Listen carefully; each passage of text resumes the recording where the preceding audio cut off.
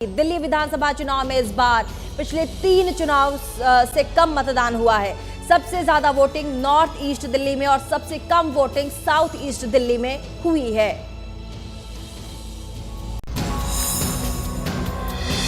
चुनाव आयोग ने रात 11:30 बजे जो आंकड़ा जारी किया उसके मुताबिक 70 सीटों पर करीब 61% मतदान हुआ। मतदान का ये आंकड़ा भी और अपडेट होगा। पिछले 3 चुनावों के मुकाबले इस बार कम वोटिंग हुई। साल 2013 में 66% और साल 2015 में 67% मतदान हुआ। 2020 में 63% वोटिंग हुई थी। विधानसभा चुनाव में सबसे ज्यादा वोटिंग नॉर्थ ईस्ट दिल्ली में हुई और सबसे कम वोटिंग साउथ ईस्ट दिल्ली में हुई। आमतौर पर वोटिंग के दौरान शांति रही, लेकिन सीलमपुर में फर्जी मतदान की शिकायत पर हंगामा हुआ।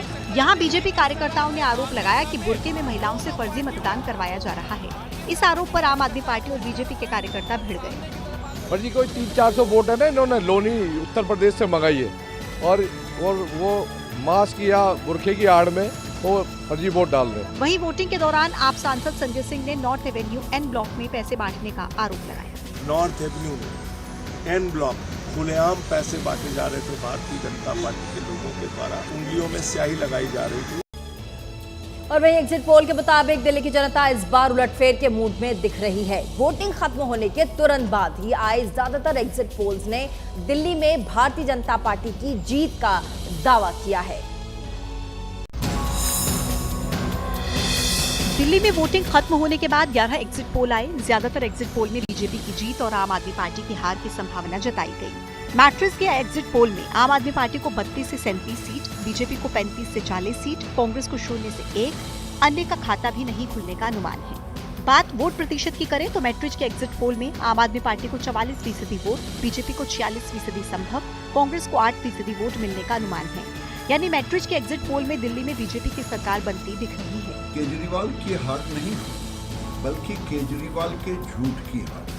अब बेहतर हो कि आप सिनेमा में चले जाएं तो आप सारे कलाकार को मात कर सकते हैं। चाणक्य स्ट्रैटेजीज के एग्जिट पोल दिल्ली में आम आदमी पार्टी को 25 से 28 सीट, बीजेपी को 39 से 44 सीट, कांग्रेस को 2 से 3 सीट का अनुमान है। चाणक्य स्ट्रैटेजीज के एग्जिट पोल दिल्ली में आम आदमी पार्टी को 40%, बीजेपी को 43%, कांग्रेस को 10% और अन्य को 7% वोट मिलने का अनुमान है। और दिल्ली के एग्जिट पोल में बीजेपी को आम आदमी पार्टी से ज्यादा वोट मिलता दिख रहा है। एग्जिट पोल में कांग्रेस का खाता भी खुलता यहाँ नजर आ रहा है। पोल डायरी के एग्जिट पोल में आम आदमी पार्टी को 18 से 25 सीट, बीजेपी को 42 से 50 सीट, कांग्रेस को 0 से 2 सीट और अन्य का खाता भी नहीं खुलने का अनुमान है। पोल डायरी के एग्जिट पोल में आपको 42%, बीजेपी को 45%, कांग्रेस को 9%, अन्य को 4% वोट मिलने का अनुमान है। पी मार्क के एग्जिट पोल में आम आदमी पार्टी को 21 से 31 सीट, बीजेपी को 39 से 49 सीट, कांग्रेस को 0 से 1 सीट मिलने का अनुमान है। पीपल्स इनसाइट के एग्जिट पोल में आम आदमी पार्टी को 25 से 29 सीट, बीजेपी को 40 से 44 सीट, कांग्रेस को 0 से 1 सीट, जबकि अन्य का खाता भी नहीं खुलने का अनुमान है। पीपल्स पल्स के एग्जिट पोल में आम आदमी पार्टी को 10 से 19 सीट, बीजेपी को 51 से 60 सीट, कांग्रेस और अन्य को कोई सीट नहीं मिलने का अनुमान है। जेवीसी पोल के एग्जिट पोल में आम आदमी पार्टी को 22 से 31 सीट, बीजेपी को 39 से 45 सीट, कांग्रेस को 0 से 2 सीट और अन्य को 0 से 1 सीट मिलने का अनुमान है। और वहीं एग्जिट पोल के आंकड़े आने के बाद बीजेपी नेता कह रहे हैं कि आम आदमी पार्टी के दिग्गज चुनाव हार रहे हैं। तो वहीं आम आदमी पार्टी का दावा है कि पहले की तरह इस बार भी दिल्ली चुनाव पर एग्जिट पोल गलत साबित होगा। सेल्स ग्रुप के एग्जिट पोल में आम आदमी पार्टी को 27 से 30 सीट, बीजेपी को 38 से 41 सीट, कांग्रेस को 1 से 3 सीट और अन्य का खाता भी नहीं खुलने का अनुमान है। डीवी रिसर्च के एग्जिट पोल में आपको 26 से 34, बीजेपी को 36 से 44, कांग्रेस और अन्य को 1 भी सीट नहीं मिलने का अनुमान है। दिल्ली की जनता को बधाई देता हूँ। दिल्ली में आपदा जा रही है, भारतीय जनता पार्टी आ रही है। माइंड ब्रिक के एग्जिट पोल में आम आदमी पार्टी को 44 से 49 सीट, बीजेपी को 21 से 25 सीट, कांग्रेस को 0 से 1 सीट मिलने का अनुमान है। माइंड ब्रिक के एग्जिट पोल में दिल्ली में आम आदमी पार्टी की सरकार बनती दिख रही है। कभी भी आम आदमी पार्टी को लेकर एग्जिट पोल सही नहीं निकले। 8 तारीख का इंतजार करें। प्रचंड बहुमत से आम आदमी पार्टी की सरकार, अरविंद केजरीवाल जी दोबारा से एक बार बहुमत लेकर आ रहे हैं। वहीं वी प्रिसाइड के एग्जिट पोल में आम आदमी पार्टी को 46 से 52, बीजेपी को 18 से 23, कांग्रेस को 0 से 1 और अन्य को एक भी सीट मिलती नहीं दिख रही है। वी प्रिसाइड के एग्जिट पोल में भी दिल्ली में आम आदमी पार्टी की सरकार बनने का अनुमान है। और देखिए, दिल्ली विधानसभा चुनाव को लेकर के 11 एजेंसियों ने एग्जिट पोल के आंकड़े शेयर किए हैं। 9 एजेंसियों के एग्जिट पोल में बीजेपी की सरकार बनने का अनुमान है, तो वहीं 2 एजेंसियों के एग्जिट पोल में आम आदमी पार्टी की सरकार बनने का दावा है। 11 एजेंसियों में से 9 में दिल्ली में बीजेपी को बहुमत मिलने का अनुमान है। 11 एजेंसियों का पोल ऑफ पोल्स देखें तो आम आदमी पार्टी को 27 से 33 सीटें मिलने का अनुमान है। बीजेपी को 36 से 42 सीटें मिलने की संभावना है। कांग्रेस के खाते में 0 से 1 सीट जा सकती है। अन्य का खाता खुलता नहीं दिख रहा है। बीजेपी के नेता कह रहे हैं कि एग्जिट पोल इससे भी अच्छा होगा। प्रचंड बहुमत से बीजेपी की सरकार बन रही। एग्जिट पोल एग्जिट से बेहतर होगा, ऐसा मेरा विश्वास। एग्जिट पोल में आम आदमी पार्टी की सरकार जाती नजर आ रही है। आप नेता कह रहे हैं कि दिल्ली में कभी भी एग्जिट पोल सही नहीं हुए।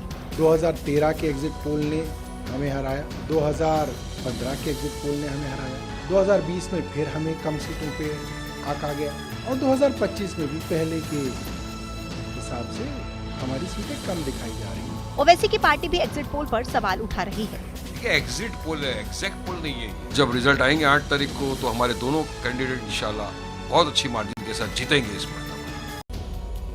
और एग्जिट पोल की माने तो दिल्ली में टक्कर बीजेपी और आम आदमी पार्टी के बीच की है। कांग्रेस भी जोर शोर से मैदान में उतरी थी, लेकिन एग्जिट पोल के आंकड़े बता रहे हैं कि हाथ पांव मार रही कांग्रेस 12 साल बाद भी बमुश्किल ही अपना खाता खोल पाएगी।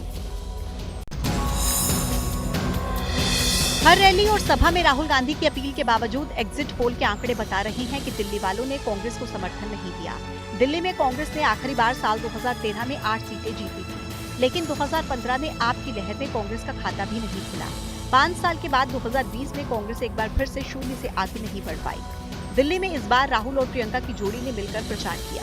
शीला सरकार के 15 साल के कार्यकाल को याद दिलाया। आपके साथ 2 साल पुराना रिश्ता नहीं है मेरा, आपके साथ दादी परदादा पिताजी इनका रिश्ता है आपके साथ। इन तमाम कोशिशों के बावजूद दिल्ली में मतदान खत्म होने के बाद एग्जिट पोल के आंकड़ों की माने तो कांग्रेस 11 साल के बाद मुश्किल से अपना खाता खोल सकती है। तमाम एग्जिट पोल्स के निचोड़ से संकेत मिल रहे हैं कि दिल्ली में इस बार कांग्रेस को 0 से 2 सीटों पर जीत मिल सकती है। हालांकि कांग्रेस नेता कह रहे हैं कि पार्टी का प्रदर्शन अच्छा होगा। रोजगार की एक बड़ी भारी समस्या बननी थी, आज पानी की कमी पड़ने लगी है, तो पैसे तो बट रहे थे। अब इंतजार करते हैं 8 तारीख और अच्छा हम लोगों ने चुनाव लड़ा है। और वोटिंग खत्म होने के बाद दिल्ली के संगम विहार में बीजेपी और आम आदमी पार्टी के कार्यकर्ताओं के बीच झड़प देखने को मिली। वहीं दोनों पक्षों ने एक दूसरे पर हमला करने और साथ ही मारपीट के गंभीर आरोप भी लगाए हैं।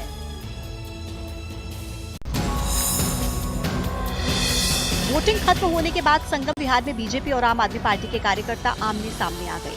पुलिस की मौजूदगी में दोनों पक्षों ने एक दूसरे से धक्का मुक्की की। भारी मशक्कत के बाद पुलिस ने हालात को कंट्रोल किया। आम आदमी पार्टी के उम्मीदवार दिनेश मोहनिया का आरोप है कि जब वो बीजेपी दफ्तर के सामने से गुजर रहे थे, उन पर हमला हुआ। तो मैं निकल रहा था उस K19 में, जहाँ बीजेपी का ऑफिस है। ऑफिस में से किसी ने डंडा फेंक के मारा, जो ये राहुल अग्रवाल उनके सर पे लगा। ओनली कंप्लेंट नहीं ले रहे हैं, कोई FIR नहीं कर रहे हैं, कोई MLC नहीं करा रहे हैं, कोई कुछ नहीं है। जो गिरिराज सिंह है कैबिनेट मिनिस्टर, उनका फोन लगातार DCP के फोन पे बज रहा है। लगातार प्रेशर बनाया जा रहा है कि FIR नहीं मत करो। एक ही दिन में 2 बार आम आदमी पार्टी और बीजेपी के कार्यकर्ताओं के बीच झड़प हुई। बीजेपी उम्मीदवार ने आरोप लगाया दिनेश मोहनिया ने उनकी पत्नी से बदसलूकी। दिनेश मोहनिया इतनी देर में आता है और मेरी पत्नी से बदतमीजी करने लगा और अमानवीय व्यवहार किया है, जो क्षम्य नहीं है। मैंने उस पर एप्लीकेशन भी दिया थाने में। उत्तर प्रदेश के मिल्कीपुर सीट पर हुए उपचुनाव में तकरीबन 66% मतदान हुआ है। समाजवादी पार्टी ने प्रशासन पर मिल्कीपुर में मतदान के दौरान वोटर्स को धमकाने और धांधली करने का आरोप गढ़ा है। मिल्कीपुर में चाक चौबंद सुरक्षा इंतजाम के बीच वोटिंग हुई। शाम 5 बजे मतदान खत्म होने तक 66% मतदान हुआ। मतदान के दौरान समाजवादी पार्टी ने प्रशासन पर धांधली का आरोप लगाया। समाजवादी पार्टी के मुखिया अखिलेश यादव ने एक्स पर एक के बाद एक कई पोस्ट किए और अधिकारियों पर वोटर्स को धमकाने और मतदान में धांधली का आरोप लगाया। लगभग 100 से अधिक बूथों से समाजवादी पार्टी के एजेंट हटा दिए गए हैं और उनमें जबरदस्ती मिल करके पीठासीन अधिकारी से फर्जी वोट डलवाने का काम किया जा रहा है। भारतीय जनता पार्टी की जो नाक कटी है, अयोध्या जनपद से जो हारे हैं, उन्होंने अधिकारियों को भरोसा किया। अजीत प्रसाद को जिताएंगे, भारतीय जनता पार्टी जमानत जब्त कराएंगे। हालांकि समाजवादी पार्टी के इन आरोपों को बीजेपी ने बेबुनियाद बताया। बीजेपी नेताओं ने कहा कि हार सामने देखकर समाजवादी पार्टी आरोप लगा रही है। इनको मालूम है कि केवल मिल्कीपुर में जीतेगी नहीं भाजपा, प्रचंड बहुमत से जीतेगी। तमिलनाडु की रोड विधानसभा सीट पर भी उपचुनाव के लिए वोटिंग हुई। यहाँ 68% मतदान हुआ।